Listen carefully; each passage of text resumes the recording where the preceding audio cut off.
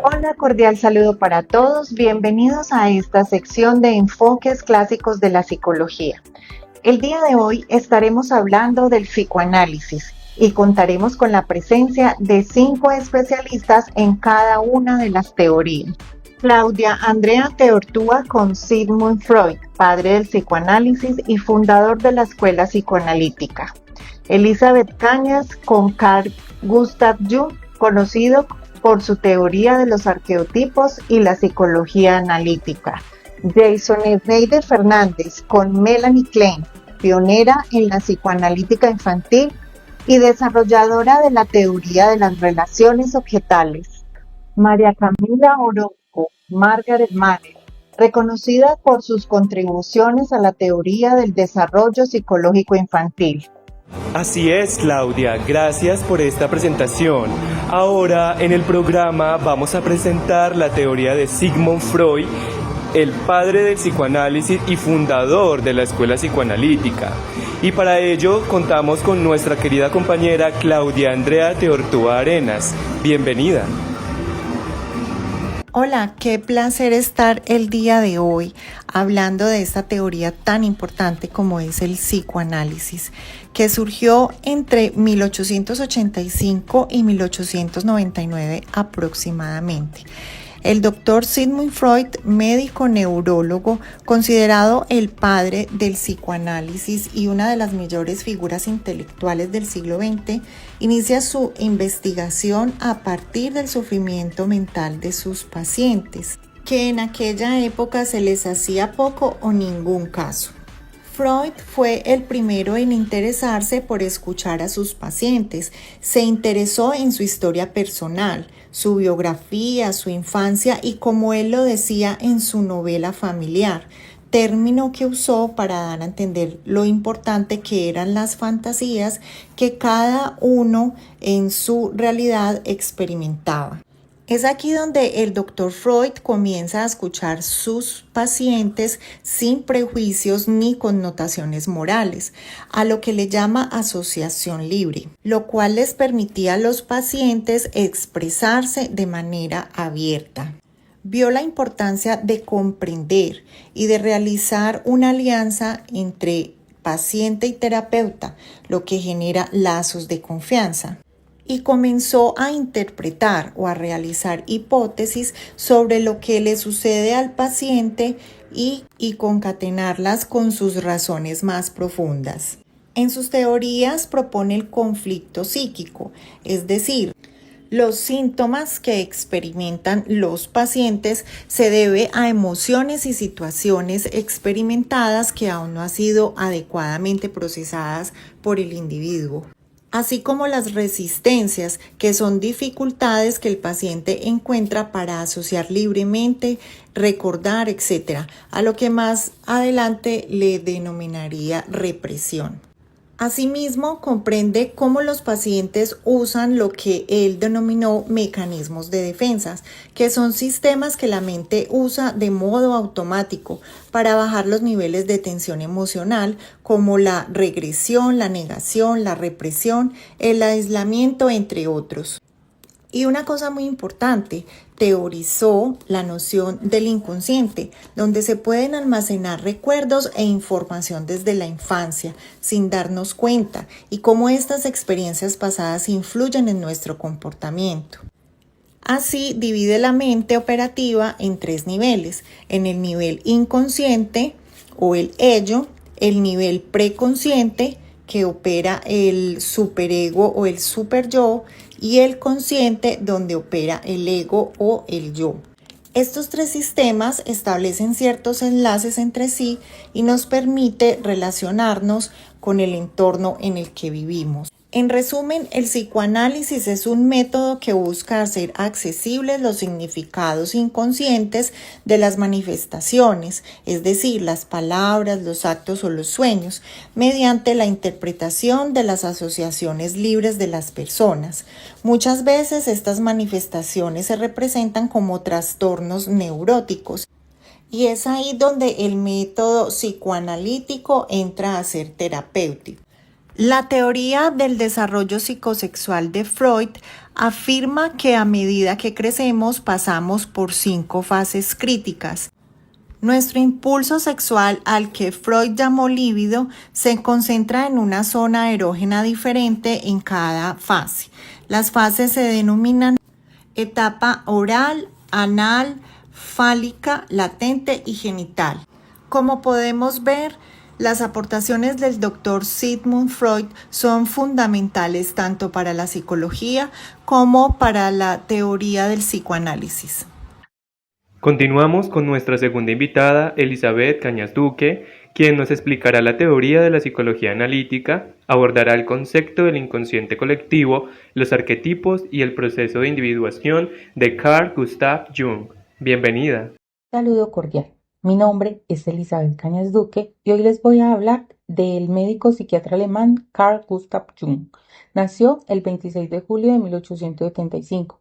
Fue un seguidor del psicoanálisis freudiano. Sin embargo, con el tiempo tomaría su propio camino, ampliando el campo del estudio de la psicología mediante el estudio de elementos culturales, ya que en él consideraba que estos eran determinantes y detonantes de ciertos rasgos en la personalidad. Jung transportó el psicoanálisis a un plano en el que los fenómenos ancestrales que se producen a nivel colectivo en las diferentes culturas y sociedades dan forma a nuestra manera de ser y lo hizo a través de un concepto llamado arquetipo. Jung creía que para entender el inconsciente debería llevarse su teorización a un terreno que trascendía las funciones de un organismo, en este caso el cuerpo humano. Por eso, desde la teoría de Carl, se entiende lo inconsciente que habita en nosotros como una composición de aspectos individuales y colectivos. Esta parte secreta de nuestra mente tiene, por así decirlo, un componente heredado culturalmente, una matriz mental que da forma a nuestra manera de percibir e interpretar las experiencias que nos ocurren como individuos. Los arquetipos y el inconsciente colectivo. Los arquetipos son las formas que se les es dada a algunas experiencias y recuerdos de nuestros primeros antepasados, según Jung.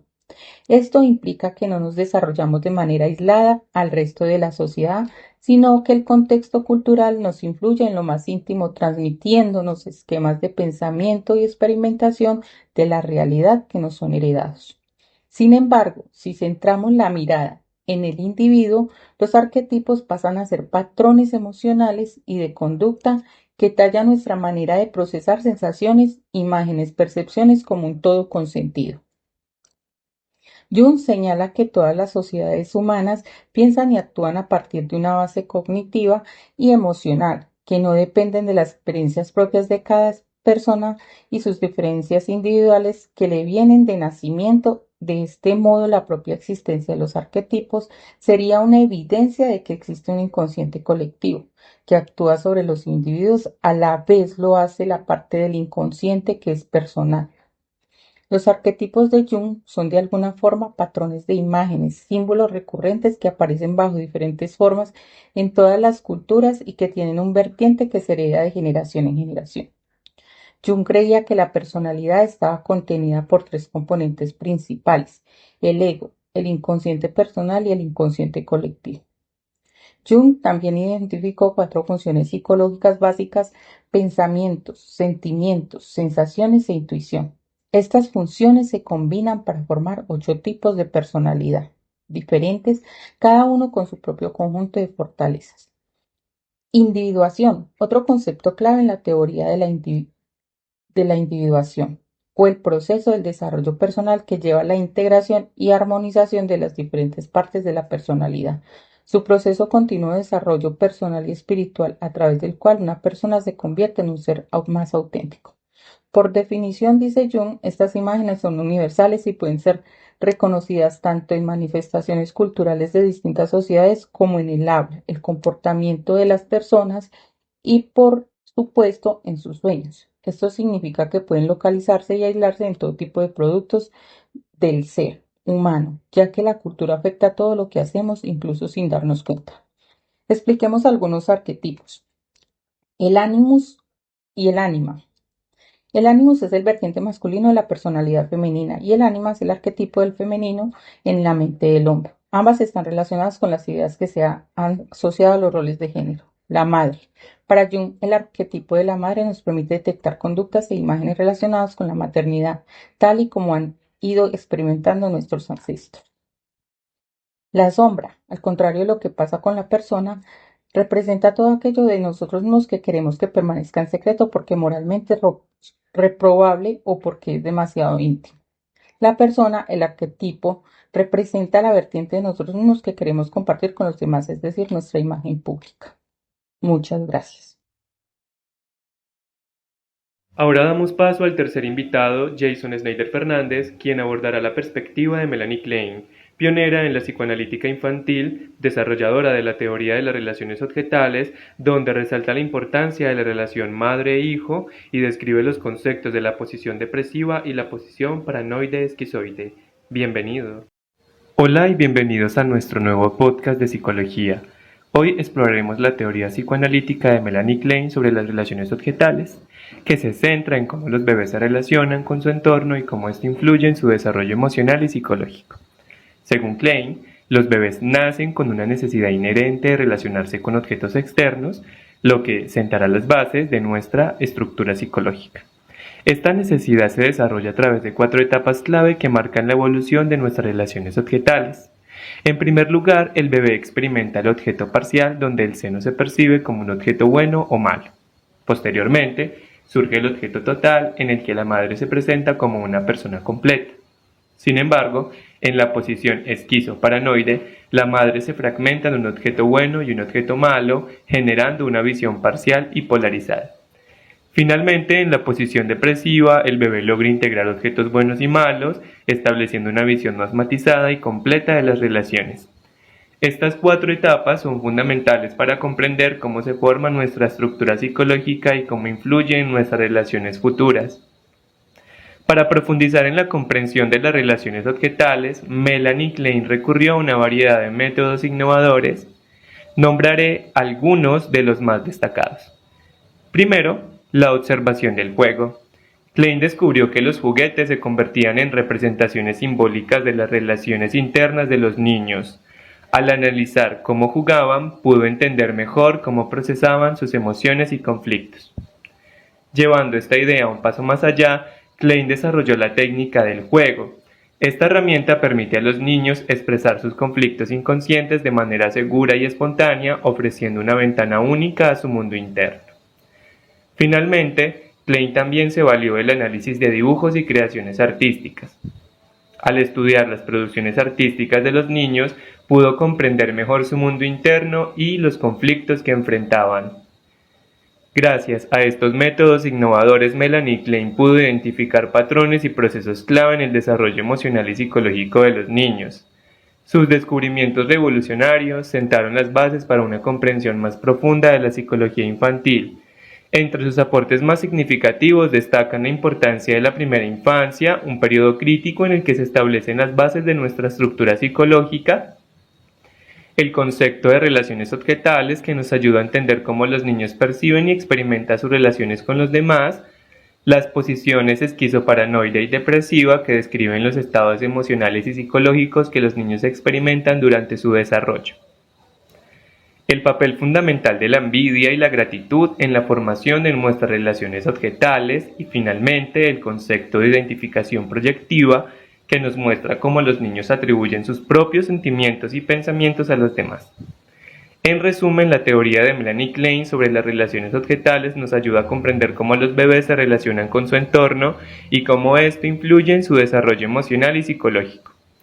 Sus aportes siguen siendo fundamentales en la psicología hoy en día. Muchas gracias. Llegó el momento para nuestra cuarta invitada, María Camila Orozco, quien nos contará acerca de Margaret Mahler, reconocida por sus contribuciones a la teoría del desarrollo psicoinfantil. Bienvenida. Hablemos de Margaret Mahler y sus contribuciones en la historia de la psicología. Ella nació en 1897 en Sopron, Hungría, y fue una psiquiatra y psicoanalista conocida por sus importantes aportes al estudio del desarrollo infantil. Fue hija de un médico judío y desde temprana edad muestra un gran interés por la ciencia. Este interés la llevó a explorar lecturas sobre el psicoanálisis como las obras de Sigmund Freud. Ella inicia sus estudios en la historia del arte en la Universidad de Budapest en 1916, pero decide cambiar a medicina en la Universidad de Múnich, donde se especializa en pediatría. Durante esta formación desarrolla un gran interés por cómo las vinculaciones afectivas son cruciales en el desarrollo físico y mental en los niños. En 1933, ella se une al Instituto Psicoanalítico de Viena, donde profundiza en el campo psicoanalítico del desarrollo humano. En 1938, debido a la persecución nazi, ella emigra a Estados Unidos y continúa su carrera, donde se establece como una figura clave en la psicología infantil y realiza su mayor contribución, que fue la teoría del desarrollo del individuo separado, que describe cómo el niño forma su personalidad a través de la interacción con otras personas, especialmente con la madre, donde propone que el niño en un principio no es capaz de distinguir entre él mismo y su entorno y pasa por diferentes etapas, las cuales son la fase del autismo normal, que es de 0 a 2 meses, que el bebé no responde a estímulos externos y pasa más tiempo dormido que despierto. La fase simbiótica, que es de 2 a 5 meses, donde el bebé está fusionado con la madre sin distinguir entre yo y no yo. Y la fase de separación o individualización, que es de 5 a 3 años, donde el niño comienza a diferenciarse y explorar el mundo, primero con la madre cerca y luego con mayor independencia. Dentro de esta última fase existen subfases importantes que son la diferenciación, que es de 5 a 10 meses, donde el niño empieza a distinguirse de la madre, la práctica de 10 a 16 meses, donde el niño explora el mundo de forma más autónoma, la reaproximación de 16 a 24 meses, donde a pesar de su creciente independencia, el niño vuelve a buscar cercanía con la madre en momentos de inseguridad. La constancia de objeto, que es de 24 a 36 meses, donde el niño desarrolla una identidad más estable y mantiene un vínculo emocional con la madre, aún estando separado físicamente. Ella revoluciona con esto la comprensión del desarrollo emocional infantil, donde ayuda a explicar cómo los niños logran formar una identidad separada y autónoma, y su obra más importante es El nacimiento psicológico del niño, que nace en 1900 o se lanza en 1975 y sigue siendo hoy en día una referencia clave en el campo del psicoanálisis y el desarrollo infantil. Ya para finalizar, y no menos importante, nuestra quinta invitada, Lauren Valentina Vargas Gómez, a cargo de la perspectiva de Jacques Lacan, quien reinterpretó el psicoanálisis en términos de la lingüística y desarrolló el concepto del espejo y la formación del yo. Bienvenida. Un saludo especial. Mi nombre es Lauren Valentina Vargas Gómez y hoy les voy a hablar sobre Jacques Lacan, un psiquiatra y psicoanalista nacido el 9 de septiembre de 1981, conocido por los aportes teóricos que hizo al psicoanálisis sobre la base de la experiencia analítica, la lectura de Sigmund Freud, combinada con elementos de la filosofía, el estructuralismo, la lingüística estructural y las matemáticas. Hoy en día, recordado Lacan por el psicoanálisis lacaniano, que se basa en la escucha activa del paciente, que tiene que llevarse a cabo regularmente y con el uso del diván, pero no es prescindible. Esta escucha activa está compuesta por el analista y el analizante, y mediante el lenguaje se irá tejiendo una red que permite al analista escuchar la verdad y devolvérsela al paciente. El psicoanalista puntualiza de manera no verbal las palabras que ha dicho el paciente para que no las tome a la ligera, dando la sensación de lo que ha dicho tiene importancia y lo tiene que discurrir de manera seria. Pueden ser pensamientos de un deseo inconsciente o un deseo no admitivo. Lacan siempre nos habló de la relación entre puntualizar algo que ya haya dicho el paciente o el sujeto. Esta verbalización llevada a cabo por el paciente tendrá relación con sus conflictos intrapsíquicos. El objetivo principal de este corte de sesión es incentivar a que el paciente reflexione sobre lo que dijo. Siendo así, Lacan, uno de los grandes exponentes del psicoanálisis, también aborda la ética, enfatizando la responsabilidad del sujeto en su deseo y la importancia de la verdad en el proceso analítico, dándonos como puntos la transferencia, es decir, la relación entre el analista y el paciente, la revisión del sujeto, que es un completo coherente entre los conflictos, deseos y lo más insignificante que puede tener una persona o un paciente. la ética del psicoanálisis. Que recordemos que la obra de Lacan ha sido influyente en diversas disciplinas, incluyendo la filosofía, la literatura y el arte, siendo un enfoque nuevo sobre la subjetividad y el deseo. Para concluir, agradecemos los aportes de los invitados en este podcast que aborda el psicoanálisis y que nos ha permitido entender la complejidad y riqueza de la experiencia humana. Las perspectivas de Freud, Jung, Lacan, Klein y Mahler nos han mostrado que la psique es un territorio vasto y misterioso, influenciado por el inconsciente, la represión, los arquetipos y las relaciones objetales. Al reflexionar sobre cómo podemos integrar estos conceptos en nuestra vida diaria, podemos reconocer y aceptar nuestras propias emociones y pensamientos inconscientes, desarrollar empatía y comprensión hacia los demás, reconociendo sus propias luchas y conflictos internos, fomentar el crecimiento personal y social a través de la autorreflexión y la comprensión de nuestras relaciones objetales. Al preguntarnos cómo podemos utilizar el psicoanálisis para fomentar el crecimiento personal y social, encontramos la autorreflexión y la introspección pueden ayudarnos a superar patrones negativos y desarrollar una mayor conciencia de nosotros mismos. La empatía y la comprensión hacia los demás pueden mejorar nuestras relaciones y fomentar un sentido de comunidad. La comprensión de las estructuras psicológicas puede ayudarnos a desarrollar estrategias efectivas para abordar conflictos y desafíos. Finalmente, al preguntarnos cómo podemos seguir explorando y aprendiendo sobre la psique humana, encontramos que la continua educación y formación en psicoanálisis puede ayudarnos a profundizar nuestra comprensión de la psique. La práctica clínica y la investigación pueden proporcionarnos nuevas perspectivas y herramientas para abordar los desafíos de la vida moderna. La integración del psicoanálisis con otras disciplinas puede enriquecer nuestra comprensión de la condición humana. Agradecemos su compañía en este viaje y esperamos que sigan explorando el fascinante mundo del psicoanálisis. Muchas gracias.